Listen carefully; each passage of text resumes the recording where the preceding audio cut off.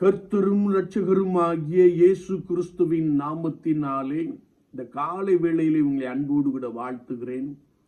உங்களுக்கு கிருபையும் தேவ சமாதானமும் உண்டாவதாக. இந்த நாளிலும் கர்த்தருடைய ஆவியானவர் நமக்கு கொடுக்கிற வார்த்தை யோசுவாவின் புஸ்தகம் 1 அதிகாரம் 6 வசனம் இப்படி சொல்லுகிறது: நான் உன்னை விட்டு விலகுவதும் இல்லை, உன்னை கைவிடுவதும் இல்லை என்ற ஒரு வார்த்தையை நாம் வாசிக்க முடியும். உலக மனிதர்கள் நம்மை கைவிட்டு விடுவார்கள். ஒருவேளை நாம் ஆழமாய் நேசிக்கிற நம்முடைய பிள்ளைகள் ஒருவேளை நம்மை விட்டு தூரமாய் நம்முடைய வாழ்க்கையிலே நாம் எதிர்பார்த்திருக்கிற அந்த நன்மையான காரியத்திற்கு விலகுகிறவர்களாக காணப்படுவார்கள். நாம் சரீரத்திலே பலவீனப்பட்டு காணப்படுகின்ற பொழுது ஒருவேளை மருத்துவர் நமக்கு உதவி செய்து விடுவார் என்ற நம்பிக்கையிலே நாம் காத்திருக்கின்ற பொழுது, ஐயோ இதற்கு மேல் எங்களால் ஒன்றும் செய்ய இயலவில்லையே என்று சொல்லி மருத்துவர்கள் கைவிட்டு விடுவார்கள். ஆனால் நாம் நம்புகிற ஆண்டவர் ஒருபோதும் நம்மை கைவிட மாட்டார் என்று கர்த்தருடைய வசனம் மிக தெளிவாக கற்றுக் கொடுக்கிறது.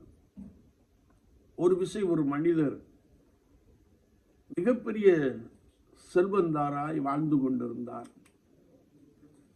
அவர் அநேக ஆஸ்திகளை சேர்த்து வைத்த பின்பு சம்பாத்தியங்கள் போதும் என்று சொல்லி நண்பர் சுவிசேஷ ஜெபக்குழுக்காக தீவிரமாய் ஊழியர்களை தாங்குவதற்கென்று பணம் கலெக்ட் பண்ணி கொண்டே இருந்தார்.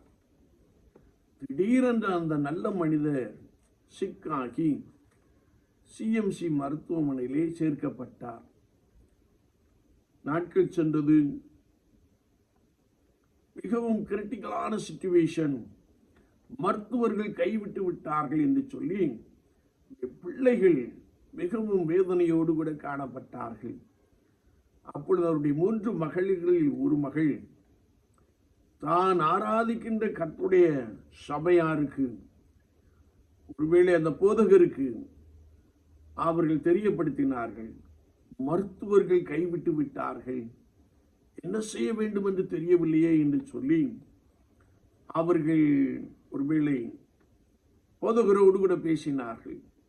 போதகர் சொன்னார், ஒன்றும் கவலைப்படாதிருங்கள், உங்கள் தந்தையானவர் நண்பர் சுவிசேஷ ஜெபக்குழுவுக்காக ஒரு தீவிரமாய் பணம் சேகரிக்கிற ஒரு தேவ மனிதன் கர்த்தர் நிச்சயமாய் எழுப்புவார். அவர்கள் எழுந்து நண்பர் சுவிசேஷ ஜெபக்குழுக்காக இரண்டத்தனையாய் அவர்கள் பணத்தை சேகரிப்பார்கள் என்று சொல்லி அந்த போதகர் அவர்களோடு கூட பேசினார். ஒருவேளை அந்த நாட்களிலே 96,000 ரூபாய் மாதம் அவர் கலெக்ட் பண்ணி கொண்டிருந்தார்.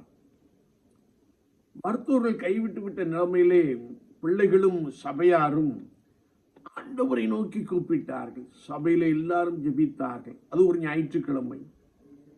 பாருங்கள், திடீரென்று அவர் தன்னிடத்திலே பொருத்தப்பட்டிருந்த எல்லா அந்த மருத்துவ சிகிச்சை டியூப்ஸ் எல்லாவற்றையும் எடுத்து போட்டு அவர் கட்டிலே அந்த பெட்டிலே அமர்ந்திருந்தாராம்.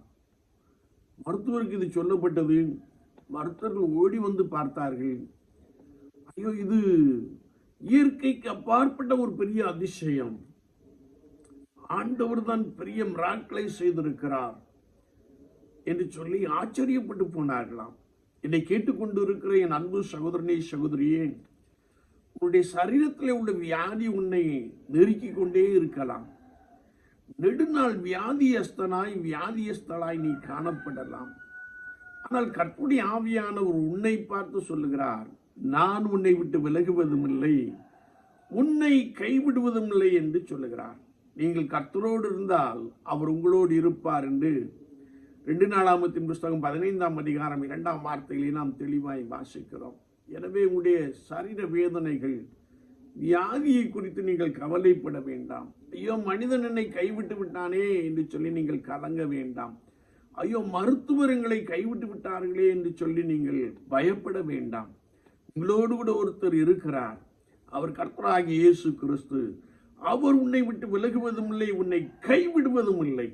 உனக்குள்ளே ஒரு பெரிய அதிசயத்தை, உனக்குள்ளே ஒரு பெரிய அற்புதத்தை அவர் செய்ய போதுமானவராக இருக்கிறார். காலை வேளையிலே ஆண்டவரை நோக்கிப்பார், ஆண்டவரை நோக்கிப்பார். அவர் உன்னை ரட்சிப்பார். அவர் உன்னிடத்தில் வந்து உன்னை ரட்சிப்பார். இந்த சரீரத்திலே காணப்படுகிற எந்த ஒரு பலவீனமானாலும், எப்பேற்பட்ட வியாதியானாலும், இயேசு உன்னிடத்தில் வந்து உன்னை தொட்டு உன்னுடைய வியாதியை உன்னை விட்டு விலைக்கு போடுகிறார். எனவேதான் ஆண்டவர் ஒருவேளை கிரிட்டிக்கலான சூழ்நிலையிலே ஐயோ நான் என்ன செய்வேன் என்று சொல்லி நாம் கலங்குகின்ற வேளையிலே அவர் நம்மை பார்த்து சொல்லுகிறார், நான் உன்னை விட்டு விலகுவதும் இல்லை, உன்னை கைவிடுவதும் இல்லை என்று சொல்லுகிறார். அவர் கொடுத்த அந்த பரிசுத்த வேதாமத்தை நீ வாசித்து தியானித்துக் கொண்டே இரு. நீ அதிலே மிகுந்த கவனமாய் காணப்படு. கர்த்தர் உனக்குள்ளே பெரிய அற்புதத்தை செய்ய போதுமானவராக இருக்கிறார். எனவே காலை வேளையிலே ஆண்டவரே எனக்கு உதவி செய்யும் என்று சொல்லி கர்த்தரை நோக்கி பார். ஆராய்ந்து முடியாத பெரிய காரியங்கள், எண்ணி முடியாத பெரிய அதிசயங்கள் உன்னுடைய வாழ்க்கையிலே இயேசு கிறிஸ்து செய்ய போதுமானவராக இருக்கிறார். ஜெபிப்போம். நேசிக்கிற நல்ல ஆண்டவரே, புதிய நாடுக்காய் ஸ்தோத்திரம். வார்த்தைகளை கேட்டவர்களுக்காய் ஸ்தோத்திரம். பலப்படுத்தும் ஆண்டவரே. சரீரத்தில் மிகுந்த பலவீனத்தோடு கூட இருக்கிற நபர்கள் உண்டு ஐயா. வியாதியின் கட்டுகள் இயேசுவின் நாமத்தினாலே கடந்து போகட்டும். கேன்சர் வியாதி ஆண்டவரே, இன்னும் பலவிதமான நோய்கள் ஆண்டவரே இவர்களை பிடித்திருக்குமே என்றால் கர்த்தராகிய இயேசு கிறிஸ்துவின் நாமத்தினாலே எல்லா வியாதிகளும் நீங்கி போகட்டும். நான் உன்னை விட்டு விலகுவதும் இல்லை, உன்னை கைவிடுவதும் இல்லை என்று சொன்னீரே, அந்த வார்த்தை ஒரு விஷயம் உறுதிப்படுத்தியவர்களும் கர்த்தர் பெரிய அற்புதங்களை செய்வீராக. இயேசு கிறிஸ்துவின் நாமத்தில் பிதாவே, ஆமீன், ஆமீன்.